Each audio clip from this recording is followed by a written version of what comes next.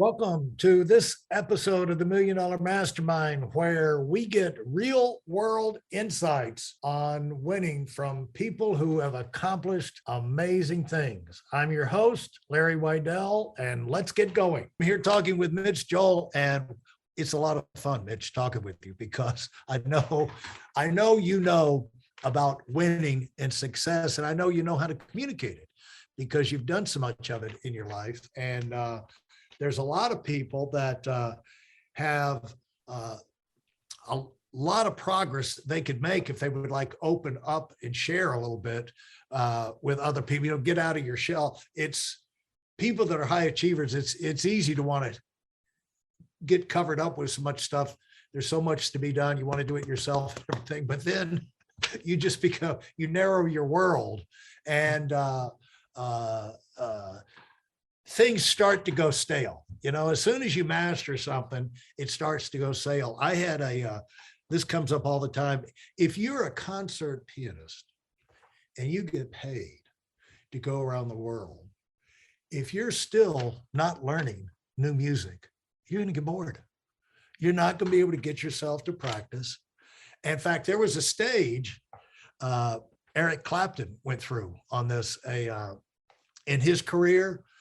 And they were interviewing him for, someone like yourself was interviewing him for Guitar Magazine or some kind of, magazine out there. And he was saying, we're talking about how I play. He said, but the thing is, after a certain point, you realize everything's been invented on the guitar, double stops and pulls and pushes and slides and, everything's been invented. And tapping and but that was where he was at that point in his life. You know what probably I'm saying? A bad place. Yeah, it was probably a bad place, right? It was a bad place. I think there's a couple of thoughts that I have when you talk like that. One is Neal Pert, who recently passed away, the drummer for Rush, which is one of the tougher moments again, COVID, thanks COVID. Neal very late in life relearned how to play. I don't know if it was for physical or psychological reasons, but when he relearned how to play the way he plays in the complexity of Rush and progressive rock and what they do, it was not only great, but a whole other way of thinking about the instrument for him that led to another experience for the listener. So even, the whole, you can't teach an old dog new tricks, I think is a bit misplaced, because we like to think it's always the young person who comes out. I don't necessarily prescribe to that. But the other analogy I would say is, but let's say it is always the same. So I speak 50, 60, 70 times a year on stages all over the world. And I can tell you that even though sometimes most of the time, the content is exactly the same, every show is a different show. Yeah. How can it be that you two can't be tired of playing Sunday Bloody Sunday after all these years? And the answer is, if you played live or did anything in the live experience, you realize that part, the performance of the song, is actually a small part of the whole experience. There's a different audience, there's a different moment, there's a different energy, there's a different person on stage, there's bands, there's dynamics, there's lighting, there's all of these things that every time make it very new and different, and also create the potential for something else to happen in that moment. And I prescribe more to that. So people will say, oh, you don't do this bit in your speech anymore. Do you still do that? Whether I do or I don't, it's different every time, even though it's actually the same every time, but it's not. And I believe that to be true about anything that we create. You have artists who are doing fundamentally the same work over and over, but it's fundamentally completely diametrically opposed to anything, they've ever done. And that's where, we asked earlier, we could full circle this. We've been at this for about an hour. You full circle back to pure art. That's what I mean, is that it's very different. Like even now we're doing this by video, and I've done a lot of keynotes virtually. My mindset is that it's very different. When I give a keynote virtually, it's almost like the recorded album. And when I'm there in person, it's like a live experience. One's not better than the other. They're both really enjoyable and really fun to be a part of. They're just really different. And that every time I record that album or the next album, it's going to be different. And every time I give that to we can apply those lessons to our work, that every day you show up, it's not the same Zoom meeting and that's not the same to-do list. It's another experience that's going to maybe trigger something in you or a boss or a team member. That's going to be the way in which, again, to circle back to the other thought of going long and deep. It's not the same thing over and over. And the minute you believe that, you have to break that cycle. I have a question for you with Neal Pert. I don't Sure. know how closely, I don't know how closely you listen to him.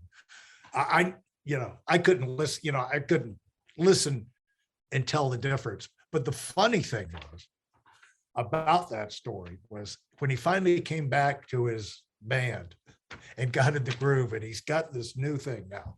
He's playing his new way. The first reaction from the rest of the band was, he sounds the same to me. Yeah.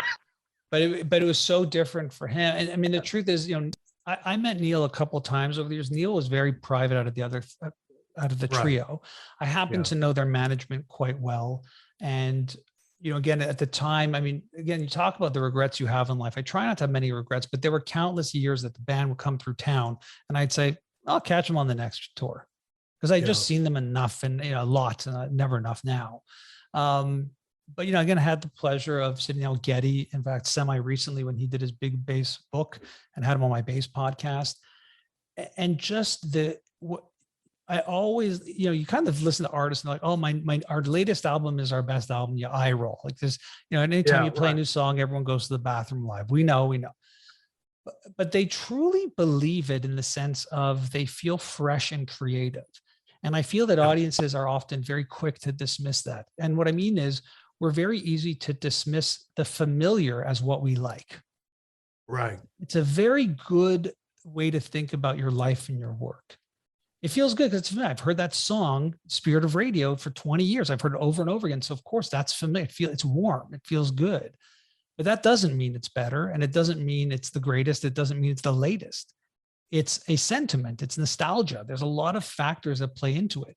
And we're human beings and we tend to cycle back to those moments. I like to believe artists who say that this is their best work because I believe they're truly trying to create something new and different. And that's something we can all aspire to. Yeah. Yeah, it is amazing that they'll all universally say this is, there's certain patterns. People some don't. Some don't. And some don't, and some also just stop recording, and that they're just going out to play their. And again, that's also, there's nothing. I enjoy that more than anybody. There's nothing more than amazing than sitting through decades of a discography. Yeah, that becomes an anthology that you can literally pinpoint. I mean, I wasn't thrilled with the last performance of Genesis, especially where Phil Collins was at physically. Right. But I could peg, moments that, weren't mine, that were my brothers, but I know that they went through and I heard that song as the soundtrack to that. That's very transformative too. I'm just saying it's not the only thing. What if, when you speak, what is the one main thing you want people to, there's like a book, an article, a song, there's one main thing. It's hard for people to walk away. I went through years, decades of recruiting training, and then there would be highlight meetings where you'd have the stars come in. I always tried to get it, at least one main phrase or idea that kind of, really bounced off my spine a little bit, that I could take with me out of there. So I would, like 5 years later, I can't do it now, but for a long time, I could pretty much tell you every major event I went to because I had a concept that somehow came alive more than I'd ever realized it before. It's always something I'd heard before, but it like came alive by the way you're talking right there, the way they presented it, the way they went through it. And all of a sudden I got it, and when you do your speaking, what's the main message and impact that you like to have? Yeah. It's a tough question to answer because what I hear, my brain translate that as just give me the punchline. And a lot of times the punchline isn't the best part of the joke. Right? This is the fact. But I would say that there are two fundamental thoughts that I want people to think about. One is that as complex as technology, innovation, and disruption seems to you, the average consumer is seamlessly and easily adopting it and begging you to do the same. So the example would be Tinder, right? You swipe right, swipe left, and you can find someone to mate with. How hard is it to find the phone number on your website? I mean, just that as an analogy, right? The cycle is much more complex to find someone to mate with. And yeah, I can swipe right. And if that person swipes right or left, I don't know. My wife doesn't let me date, but I'm told that, you know, one of those is, you know, so there's that. And I believe that new technologies, when done well, change actual behavior of consumers and how they buy. So that would be a little nuance on that idea. And the next one is that, well, how do you win on that? And the answer to how you win on that is you have to make your complexity invisible to everybody else. There you go. Now that might be a simplistic pattern that I didn't create that rule, but I believe at the end of it, what the dialogues, the conversations you have ultimately with clients and audiences is them reacting to, well, you know, it's easy for Apple to do it or Amazon to do it. And the answer is, whether it is or isn't, they're making that complexity invisible to the consumer that's adopting the behavior. That's the area I'm fascinated with. I love that area. You know, and who's really masters of that is Disney, you know, at their parks. So the most high-tech, technologically advanced, their training of their people, you know, and all of the machinery to get those rides. They hide, you know, when you think of Disney, you ask people where they think of Disney as fun, you know, it's like, you know, that's fun.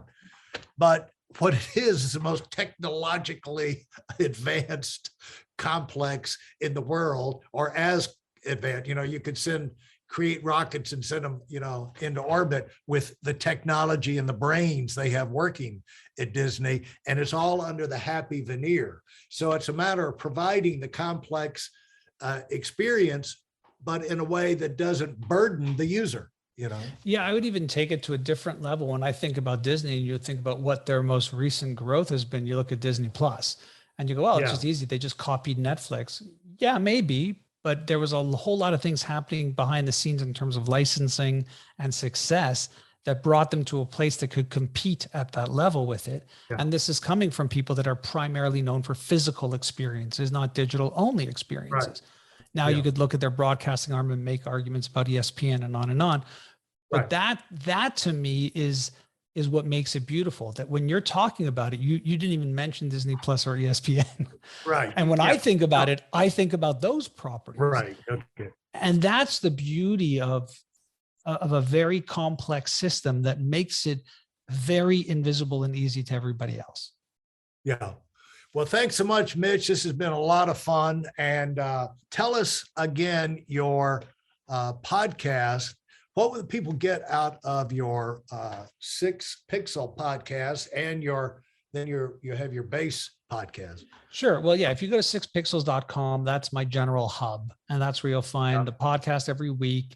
You'll find other pieces of content every week. I have a link exchange with 2 other very smart people. So you get 6 great links. We're choosing 1 for each person. So that's the way it works out to 6. Radio hits, other things. I typically will write 1 type of thought piece a week as well there. The podcast is generally like this in the sense of I'm trying to have very powerful conversations with people around topics or books or areas of expertise that I love and I'm passionate about as well. So it's less of a Q&A and more of a conversation. And I really took and replicated that model to have with the bass players, which you can find at notrouble.com. You'll see the podcast there. Notrouble.com isn't my site. It's another site that happens to be the largest space for bass players. And that really was just a way to highlight unsung heroes in music and live shows. So, yeah. Fantastic. Well, thanks so much. You've been very generous, very open, and your speaking engagements, are they open to the public ever? Or sometimes they are. Like sometimes they are. Website? Yeah, less on my website and more on my socials. So if you follow me there are definitely association-based events that are open to the general public or the industry at large. So that happens, several times a year. And yeah, I'm not one to be beating my own chest. So you don't hear me, the content that I create is for the audience. What value can I give to you? And I try to make it less about me. There are enough people talking about how great they are. You don't need to hear somebody else talking about it. Well, I've found a lot of high achievers. The hardest thing to get them to do is to tell you what they've done. You know, it's just like I built the Empire State Building. I built 10 of the 12 major biggest buildings in New York City, but you'd have to drag it out of them, you know what I'm saying?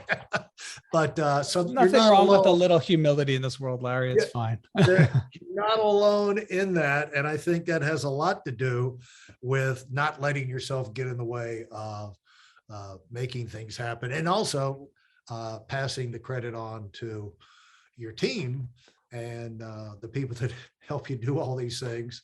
And so thanks so much. This has been great. I've enjoyed it. Pleasure connecting. I appreciate your time. Thank you. That wraps up this episode. Consider leaving a rating and review if you like what you heard. In addition, I have a free video for you, and it contains my best insights from 20 years of running my own business and also coaching $1 million earners. You'll find it at whiteelonwinning.com/webinar. Thanks for listening, and do it big.